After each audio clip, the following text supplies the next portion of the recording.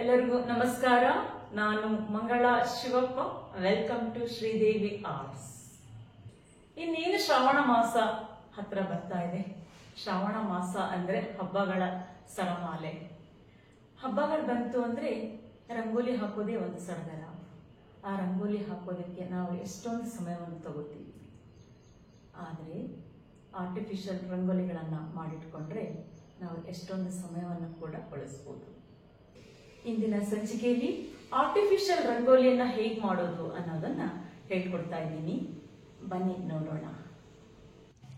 ಈ ವಿಡಿಯೋದಲ್ಲಿ ನಾನು ಈಗ ಏನು ನಿಮಗೆ ತೋರಿಸ್ತಾ ಇದ್ದೀನಲ್ಲ, ಇದು ಒಂದು ಟ್ರೆಡಿಷನಲ್ ಆರ್ಟಿಫಿಷಿಯಲ್ ರಂಗೋಲಿ.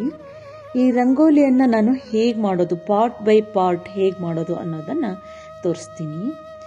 ಈ ರೀತಿ ನಮಗೆ ಮಾರ್ಕೆಟ್ಗಳಲ್ಲಿ ರಂಗೋಲಿ ಮ್ಯಾಟ್ ಅಂದರೆ ಈ ನೆಲಕ್ಕೆ ಹಚ್ಚುವಂಥ ರಂಗೋಲಿ ಮ್ಯಾಟ್ಗಳು ನಮಗೆ ಸಿಗ್ತಾವಲ್ವಾ, ಇದನ್ನು ತಂದಿಟ್ಕೋಬೇಕು.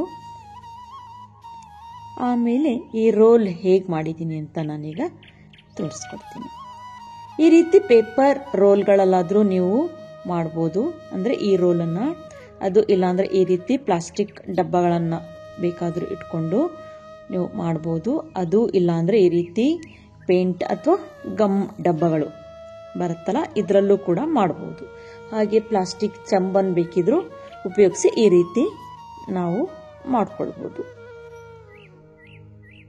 ಅದು ಇಲ್ಲಾಂದರೆ ಈ ರೀತಿ ಪ್ಲಾಸ್ಟಿಕ್ ಡಬ್ಬಗಳು ಇರುತ್ತಲ್ವ, ಮನೆಯಲ್ಲಿ ಹೇಗಿದ್ರು ಇರುತ್ತೆ, ಅದನ್ನು ಕಟ್ ಮಾಡ್ಕೊಂಡು ಸುತ್ತಲೂ ಕಟ್ ಮಾಡಿಕೊಂಡು ಈ ಮುಚ್ಚಳವನ್ನು ತೆಗೆದುಬಿಟ್ಟು ಇದನ್ನು ಯಾವ ಸೈಜಿಗೆ ಬೇಕೋ ಅದು ಕಟ್ ಮಾಡಿಕೊಂಡು ನಾವು ಈ ರೀತಿ ಸ್ಕ್ವೇರ್ ಡಬ್ಬಗಳು ಇರುತ್ತೆ, ಅದನ್ನು ಬೇಕಿದ್ರೆ ಈ ಅಳತೆಗೆ ನಾವು ಕಟ್ ಮಾಡಿಕೊಂಡು ಎಷ್ಟು ಬೇಕೋ ಅಷ್ಟು ಉದ್ದ ನಾವು ಕಟ್ ಮಾಡ್ಕೊಂಡ್ಬಿಟ್ಟು ಈ ರೀತಿ ನಾವು ಈ ರೋಲ್ ಆರ್ಟ್ ಏನು ಮಾಡ್ಕೊಂಡಿದ್ದೀನಲ್ಲ, ಇದು ನಾನು ರಂಗೋಲಿ ಸೈಡ್ ಪಾರ್ಟ್, ಇದು ಈ ಥರ ಈ ರೋಲ್ ಆರ್ಟನ್ನು ನಾನು ರೆಡಿ ಮಾಡ್ಕೊಂಡಿದ್ದೀನಿ.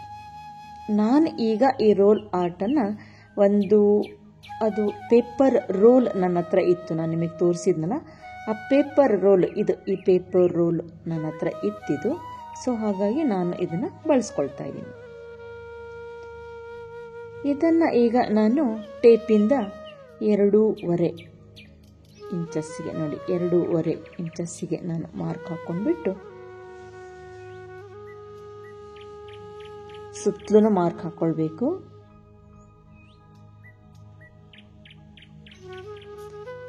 ಈ ರಂಗೋಲಿ ಮ್ಯಾಟ್ ನಾವು ನೆಲಕ್ಕೆ ಹಚ್ತೀವಲ್ವ, ಹೊಸ್ಲಿಗೆಲ್ಲ ಹಚ್ತೀವಲ್ವ, ಸೊ ಅದೇ ರಂಗೋಲಿ ಮ್ಯಾಟನ್ನೇ ನಾನು ಉಪಯೋಗಿಸ್ಬಿಟ್ಟು ಒಂದು ಟ್ರೆಡಿಷನಲ್ ರಂಗೋಲಿನ ಮಾಡಿ ತೋರಿಸ್ತೀನಿ. ಸುತ್ತಲೂ ಮಾರ್ಕ್ ಹಾಕೊಂಡಾಯ್ತು. ಈಗ ಬ್ಲೇಡಿಂದ ಇದನ್ನು ಕಟ್ ಮಾಡ್ಕೊಂಡ್ಬಿಡ್ಬೇಕು. 2.5 ಇಂಚಸ್ ತೊಗೊಂಡಿದ್ದೀನಿ. ನೀವು ಬೇಕಿದ್ರೆ ಜಾಸ್ತಿ ಹೈಟ್ ಬೇಕಂದ್ರೆ ಜಾಸ್ತಿ ಹೈಟನ್ನು ತೊಗೊಳ್ಬೋದು. ಈಗ ನೋಡಿ, ಇದು ಫುಲ್ ಕಟ್ ಆಯಿತು. ಸೈಡೆಲ್ಲ ಸ್ವಲ್ಪ ಕ್ಲೀನ್ ಮಾಡ್ಕೊಳ್ಬೇಕು ಬ್ಲೇಡಲ್ಲಿ. ಈಗ ನೋಡಿ, ಕಟ್ ಮಾಡ್ಕೊಂಡಾಯ್ತಲ್ವಾ. ಈಗ 2.5 ಇಂಚ್ ನಾನು ಮಾಡ್ಕೊಂಡಿರೋದು. ಈಗ ಇದ್ರ ಕೆಳಗಡೆಗೆ, ಅಂದರೆ ಇದು ಬಾಕ್ಸ್ ಟೈಪ್ ರೆಡಿ ಆಗಬೇಕಲ್ವಾ, ಸೊ ಹಾಗಾಗಿ ಈಗ ಡಬ್ಬಗಳಾದರೆ ನಮಗೆ ಈ ರೀತಿ ಏನು ರೊಟ್ಟು ಬೇಡ. ಚಂಬು ಉಪಯೋಗಿಸಿದ್ರು ಕೂಡ, ಅಥವಾ ಪೇಂಟಿನ ಡಬ್ಬ, ಫೆವಿಕಾಲ್ ಡಬ್ಬಗಳೆಲ್ಲ ಇದ್ದರೆ ಈ ರೀತಿ ನಾವು ಕಟ್ ಮಾಡ್ಕೊಳ್ಳೋ ಅವಶ್ಯಕತೆ ಇರೋದಿಲ್ಲ. ಇದು ಇಲ್ವಲ್ಲ, ಗ್ಯಾಪ್ ಇರೋದ್ರಿಂದ ನಾನು ಈ ರೀತಿ SR ಗಮ್ ಹಾಕಿಬಿಟ್ಟು ಈ ರೊಟ್ಟು ಪೀಸನ್ನು ನಾನು ಕಟ್ ಮಾಡಿ ಅಲ್ಲಿ ಅಂಟಿಸ್ಕೊಂಡು ಒಂದು ಡಬ್ಬದ ಶೇಪನ್ನು ನಾನು ಮಾಡ್ಕೊಳ್ತೀನಿ.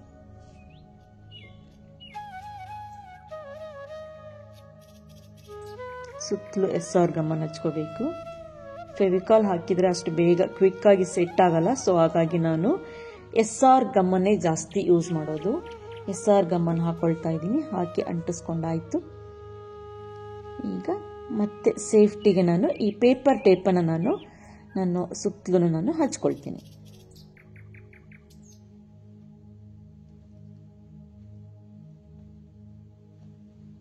ಆರ್ಟಿಫಿಷಿಯಲ್ ಟ್ರೆಡಿಷನಲ್ ರಂಗೋಲಿ ಮಾಡ್ತಾ ಇದ್ದೀನಿ. ಈಸಿಯಾಗಿ ನಾವು ಹೇಗೆ ಮಾಡ್ಬೋದು ಅಂತ ನೋಡ್ಕೊಳ್ಳಿ.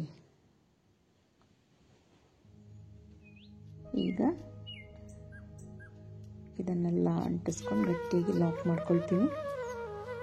ಈ ಪೇಪರ್ ಟೇಪ್ ಏನಂದರೆ ಅದು ಸೇಫ್ಟಿಗೋಸ್ಕರ ಅಷ್ಟೇ. ಈಗ ನೋಡಿ, ಒಂದು ಬಾಕ್ಸ್ ರೆಡಿ ಆಯಿತು.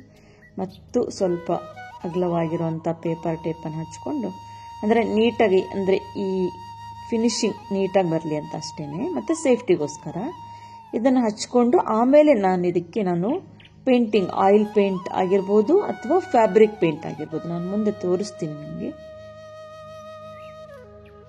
ಈಗ ಗಮ್ ಟೇಪನ್ನು ನೀಟಾಗಿ ಹಚ್ಕೊಂಡು ಕಟ್ ಮಾಡಿ ಅಂಟಿಸ್ಕೊಂಡು ಬಿಡಬೇಕು.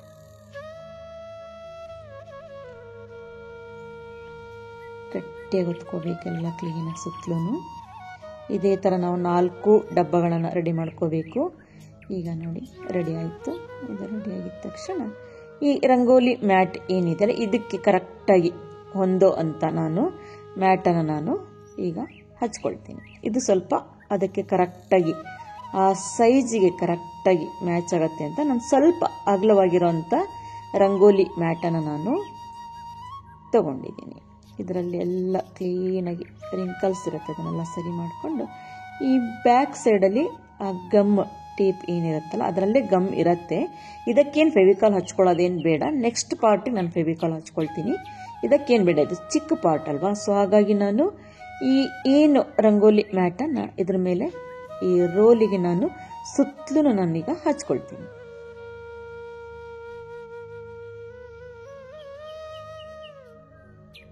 ಅಲ್ಲೆಲ್ಲ ರಿಂಕಲ್ಸ್ಗಳನ್ನು ಸರಿ ಮಾಡ್ಕೊಳ್ತಾ ಹೋಗಬೇಕು. ಲಾಸ್ಟ್ ಎಂಡಿಗೆ ಕಟ್ ಮಾಡಿಬಿಟ್ಟು ನೀಟಾಗಿ ಕಟ್ ಮಾಡಿಕೊಂಡು ಅಲ್ಲೇ ಒತ್ಬಿಡ್ತೀನಿ ನಾನು ಅದನ್ನೀಗ. ಈಗ ನೋಡಿ ಕ್ಲೀನ್ ಆಯ್ತಲ್ಲ, ರಿಂಕಲ್ಸ್ ಬಂದಲ್ಲೆಲ್ಲ ಸರಿ ಮಾಡ್ಕೊಳ್ಬೇಕು. ಗಮ್ ಟೇಪ್ ಕ್ಲೀನಾಗಿ ಟೈಟಾಗಿ ಎಳ್ಕೊಂಡು ಹಚ್ಕೊಂಡ್ಬಿಡ್ಬೇಕು. ಅಂದರೆ ನಾವು ಈ ಪೇಪರ್ ರೋಲ್ ಆಗಿರೋದ್ರಿಂದ ನಾನು ಸೇಫ್ಟಿಗೆ ರೊಟ್ಟನ್ ಕೆಳಗಡೆ ಹಚ್ಕೊಂಡಿರೋದು. ಅಂದರೆ ಇದು ಡಬ್ಬದ ಶೇಪ್ ಬರಬೇಕಲ್ಲ.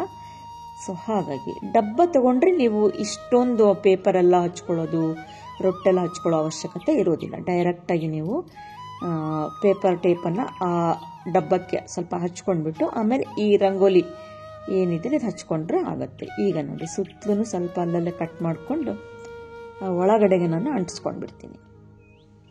ಹೀಗೆ ಟೈಟಾಗಿ ಅಂಟಿಸ್ಕೊಳ್ತಾ ಹೋಗಬೇಕು.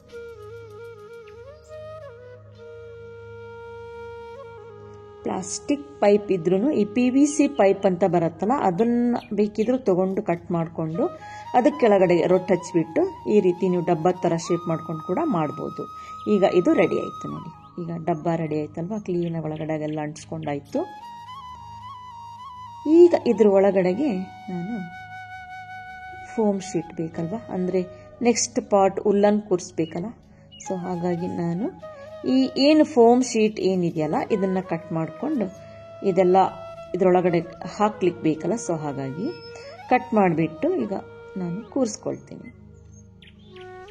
ನೀಟಾಗೆಲ್ಲ ಕಟ್ ಮಾಡಿಕೊಂಡು ರೌಂಡ್ ಶೇಪ್ ಕಟ್ ಮಾಡಿಕೊಂಡೆ. ಕೆಳಗಡೆ ಪಾರ್ಟಿಗೆ ಏನು ಬೇಡ, ಕೆಳಗಡೆ ಪಾರ್ಟಿಗೆ ನಾವು ಉಲ್ಲನ್ ಕೂರಿಸಲ್ವಲ್ಲ, ಸೊ ಸ್ಕ್ವೇರೇ ಇರಲಿ. ಮೇಲ್ಗಡೆ ಪಾರ್ಟಿಗೆ ಮಾತ್ರ ನಾವು ಈ ರೀತಿ ರೌಂಡ್ ಶೇಪೇ ಕಟ್ ಮಾಡ್ಕೋಬೇಕು.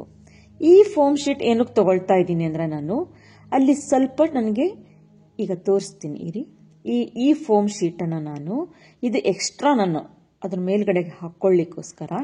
ಯಾಕೆ ಅಂದರೆ ಉಲ್ಲನ್ ಫುಲ್ ಕೆಳಗಡೆ ಹೋಗ್ಬಿಟ್ರೆ ಚೆನ್ನಾಗಿ ಕಾಣಿಸೋದಿಲ್ಲ. ಸ್ವಲ್ಪ ಆ ಉಲ್ಲನ್ ರಿಫ್ಲೆಕ್ಟ್ ಮೇಲೆ ಬರಬೇಕಲ್ಲ, ಆ ಕುಚ್ಚುಗಳು ಕ್ಲೀನಾಗಿ ಮೇಲ್ಗಡೆ ಕಾಣಿಸ್ಬೇಕಲ್ಲ. ಸೊ ಹಾಗಾಗಿ ನಾನು ಇದನ್ನು ಒಂದು ಮೇಲ್ಗಡೆಗೆ ಎಕ್ಸ್ಟ್ರಾ ಪೀಸನ್ನು ಅಂಟಿಸ್ಕೊಳ್ಳೋಕ್ಕೋಸ್ಕರ ಆ ಫೋಮ್ ಶೀಟನ್ನು ನಾನು ಕಟ್ ಮಾಡಿಕೊಂಡೆ. ಇದಕ್ಕೆ ಸ್ವಲ್ಪ SR ಗಮ್ ಅಪ್ಲೈ ಮಾಡಿಬಿಟ್ಟು ಒಳಗಡೆ ಕ್ಲೀನಾಗಿ ಅದು ಗಮ್ಮಿಂಗ್ ಮಾಡ್ಕೋಬೇಕು. ಫಸ್ಟ್ ಸ್ಕ್ವೇರ್ ಪೀಸ್ ಹಾಕ್ಕೊಳ್ತೀನಿ. ಇದೇನು ರೌಂಡಾಗಿ ಕಟ್ ಮಾಡ್ಕೊಳ್ಳೋದೇನು ಬೇಡ.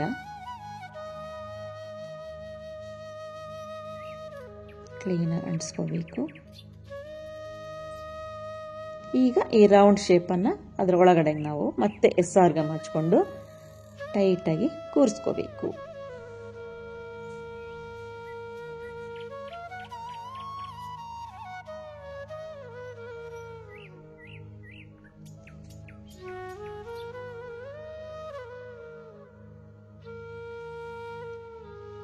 ಉದ್ದುದ್ದ ಕುಚ್ಚು ಮಾಡಿಕೊಂಡ್ರೆ ನಾವು ಈ ರೀತಿ ಎಕ್ಸ್ಟ್ರಾ ಏನು foam sheet, black colour foam sheet ಏನು ಹಾಕ್ಕೊಳ್ಳೋದು ಬೇಡ. ನಾನು ಸ್ವಲ್ಪ ಶಾರ್ಟಾಗಿ ಕುಚ್ಚು ಮಾಡ್ಕೊಂಡಿರೋದ್ರಿಂದ ನನಗೆ ಶಾರ್ಟ್ ಆಗ್ತಾ ಇರೋದ್ರಿಂದ ಇದೊಂದು ಎಕ್ಸ್ಟ್ರಾ ಪೀಸ್ ನೋಡಿ. ಈ ಕುಚ್ಚುಗಳು ಸ್ವಲ್ಪ ಮೇಲ್ಗಡೆ ಕಾಣಿಸ್ಬೇಕಲ್ವಾ, ಸೊ ಹಾಗಾಗಿ ಇಲ್ಲಾಂದ್ರೆ ಪೂರ್ತಿ ಒಳಗೆ ಹೋಗ್ಬಿಡ್ತಾ ಇತ್ತದು. ಈ ಕುಚ್ಚುಗಳನ್ನು ನಾನು ಆಲ್ರೆಡಿ ನಿಮಗೆ ಉಲ್ಲನ್ ಮಾಲಾದಲ್ಲಿ ತೋರಿಸಿದ್ದೀನಿ ಹೇಗೆ ಮಾಡೋದು ಅಂತ. ನಾನು ಈಗ 2 ಕಲರ್ ಮಾಡ್ಕೊಂಡಿದ್ದೀನಿ, ಒಂದು ಲೈಟ್ ಕಲರ್, ಒಂದು ಡಾರ್ಕ್ ಕಲರ್ನ ನಾನು ಮಾಡ್ಕೊಂಡಿದ್ದೀನಿ. ಆ ಗುಂಡುಗಳೇನಿದ್ರೆ, ಈ ಗುಂಡು ಏನು ಕಾಣಿಸ್ತಾ ಇದೆಯಲ್ಲ, ಇದು ಮಾತ್ರ ಒಳಗಡೆಗೆ ಹೋಗಬೇಕು, ಮೇಲೆ ಕಾಣಿಸ್ಬಾರ್ದದು. ಅದಕ್ಕಾಗಿ ನಾನೀಗ ಈ ಬ್ಲ್ಯಾಕ್ ಕಲರ್ ಫೋಮ್ ಶೀಟನ್ನು ನಾನು ಕಟ್ ಮಾಡ್ಕೊಂಡಿರೋದು ಅದರ ಮೇಲ್ಗಡೆ ಹಚ್ಕೊಳ್ಳಿಕ್ಕೋಸ್ಕರ, ಏಕೆಂದರೆ ಆ ಗುಂಡುಗಳು ಫುಲ್ ಮೇಲೆ ಬಂದ್ಬಿಡತ್ತೆ. ಏನು ಫೋಮ್ ಶೀಟ್ ಇದೆಯಲ್ಲ, ಕ್ಲೀನಾಗಿ ಬ್ಲ್ಯಾಕ್ ಕಲರ್ ಫೋಮ್ ಶೀಟನ್ನು ಗಮ್ ಹಾಕಿ ಅಂಟಿಸ್ಕೊಂಡ್ಬಿಡ್ಬೇಕು. ಇದು ರೆಡಿ ಆಯ್ತಲ್ವಾ, ಬಾಕ್ಸ್ ರೆಡಿ ಆಯ್ತು. ಈ ಸುತ್ತಲೂ ಕೂಡ ಹೇಗೆ ಅಂಟಿಸೋದು ಅಂತ, ಹೇಗೆ ಅಟ್ಯಾಚ್ ಮಾಡ್ಕೊಳ್ಳೋದು ಅಂತ ತೋರಿಸ್ತೀನಿ. ಈ ರೀತಿ ನಾವು ಕುಚ್ಚುಗಳನ್ನೆಲ್ಲ ರೆಡಿ ಮಾಡ್ಕೊಂಡ್ಬಿಟ್ಟು ಅದಕ್ಕೆ ಈ ರೀತಿ ತೆಳುವಾದ ಮೊಳೆಯನ್ನು ತಗೋಬೇಕು. ನೋಡಿ, ಈ ಮೊಳೆಯನ್ನು, ಇಷ್ಟು ತೆಳುವಾಗಿರೋಂಥ ಮೊಳೆಯನ್ನು, ಇದನ್ನು ನಾವು ಹೀಗೆ ಮೇಲ್ಭಾಗದಿಂದ ಹಾಕಬಾರ್ದು, ಹೀಗೆ ಕೆಳಭಾಗದಿಂದ, ಅಂದರೆ ಆ ಗುಂಡಿನ ಮೇಲೆ ಬರಬೇಕು. ಹೀಗೆ ಆ ಗುಂಡಿನ ಮೇಲೆ ಬರಬೇಕು. ಈ ಮೊಳೆ ಏನು ನಾವು ಕಟ್ಕೊಂಡಿರ್ತೀವಲ್ಲ ಅಲ್ಲಿ ಹೋಗಿ ಸಿಗ ಹಾಕ್ಕೊಳ್ಬೇಕದು. ಈಗ ಹಾಕಿ ತೋರಿಸ್ತಾ ಇದ್ದೀನಿ ನೋಡಿ, ಈ ಥರ. ಈಗ ನೋಡಿ, ಎಳೆದ್ರೂ ಕೂಡ ಆ ಮೊಳೆ ಬರೋದಿಲ್ಲ, ಟೈಟಾಗಿ ಅದು ಕುತ್ಕೊಂಡ್ಬಿಡತ್ತೆ. ಇನ್ನೊಂದು ತೋರಿಸ್ತೀನಿ ನೋಡಿ, ಕೆಳಗಿಂದ ಮೇಲಕ್ಕೆ ಈಗ ಎಳೆದ್ರೂ ಕೂಡ ಆ ಮೊಳೆ ಬರೋದಿಲ್ಲ, ಟೈಟಾಗಿ ಅಲ್ಲೇನೆ ಅದು ನೋಡಿ ಎಷ್ಟು ಕ್ಲೀನಾಗಿ ಟೈಟಾಗಿ ಅಲ್ಲೇ ಕೂತ್ಬಿಡತ್ತೆ, ಎಳೆದ್ರೂ ಕೂಡ ಬರೋದಿಲ್ಲ. ಈಗ ಇದ್ರ ಸುತ್ತಲೂ ನಾವು ಚುಚ್ಕೊಳ್ತಾ ಹೋಗಬೇಕು, ಒಂದು ಗ್ರಾಸ್ ಎಫೆಕ್ಟ್ ಬರಬೇಕಲ್ಲ. ಸೊ ಹಾಗಾಗಿ ನಾನು ಗ್ರೀನ್ ಕಲರ್ ಉಲ್ಲನನ್ನು ಲೈಟ್ ಮತ್ತು ಡಾರ್ಕ್ ಕಲರ್ ನಾನು ತಗೊಂಡಿರೋದು. ಗ್ರಾಸ್ಗಳು ಯಾವಾಗಲೂ ಒಂದೇ ಕಲರ್ ಇರೋದಿಲ್ಲ, ಸ್ವಲ್ಪ ಶೇಡೆಡ್ ಇರುತ್ತಲ್ವ. ಈಗ ನೋಡಿ, ಲೈಟು ಡಾರ್ಕು ಹಾಕಿರೋದ್ರಿಂದ ಒಂದು ಶೇಡೆಡ್ ಎಫೆಕ್ಟ್ ಕಾಣಿಸುತ್ತೆ. ಅದೇ ಫುಲ್ ಸುತ್ತಲೂ ಹಾಕಿದ ಮೇಲೆ ಒಂದು ಗ್ರಾಸ್ ಎಫೆಕ್ಟ್ ಕಾಣಿಸುತ್ತೆ ನೋಡಿ. ಇದೊಂದು ರೀತಿ ಗ್ರಾಸ್ ಥರನೇ ಕಾಣಿಸುತ್ತೆ, ಉಲ್ಲನ್ ಹಾಕ್ತಾ ಕಾಣಿಸಲ್ಲ. ಈಗ ನೋಡಿ, ಗುಂಡುಗಳೆಲ್ಲ ಮುಚ್ಚಿ ಹೋಗಿದೆ ಅಲ್ವಾ, ಆ ಗುಂಡುಗಳು ಕಾಣಿಸ್ತಾ ಇಲ್ಲ, ಕ್ಲೀನಾಗಿ ಅದರೊಳಗಡೆನೆ ಸೆಟ್ ಆಗಿದೆ. ಈ ಉಲ್ಲನ್ ಮಾತ್ರ ಮೇಲ್ಗಡೆಗೆ ಕುಚ್ಚು ಮಾತ್ರ ಕಾಣಿಸ್ತಾ ಇದೆ, ಅದು ಒಂದು ಗ್ರಾಸ್ ಎಫೆಕ್ಟ್ ಆಗಿ ಕಾಣಿಸ್ತಾ ಇದೆ ನೋಡಿ. ಈ ಪೀಸನ್ನು ನಾನು ಇಷ್ಟು ರೆಡಿ ಮಾಡ್ಕೋಬೇಕು. ರೆಡಿ ಮಾಡ್ಕೊಂಡು ಆದಮೇಲೆ ಇದನ್ನು ನಾನು 4 ಪೀಸ್ಗಳನ್ನು ಮಾಡ್ಕೊಂಡಿದ್ದೀನಿ. ಅಂದರೆ ಇದು ಬಾರ್ಡರ್ ಲೈನ್ ಆಗಿ 4 ಪೀಸ್ಗಳನ್ನು ನಾನು ರೆಡಿ ಮಾಡ್ಕೊಂಡಿದ್ದೀನಿ.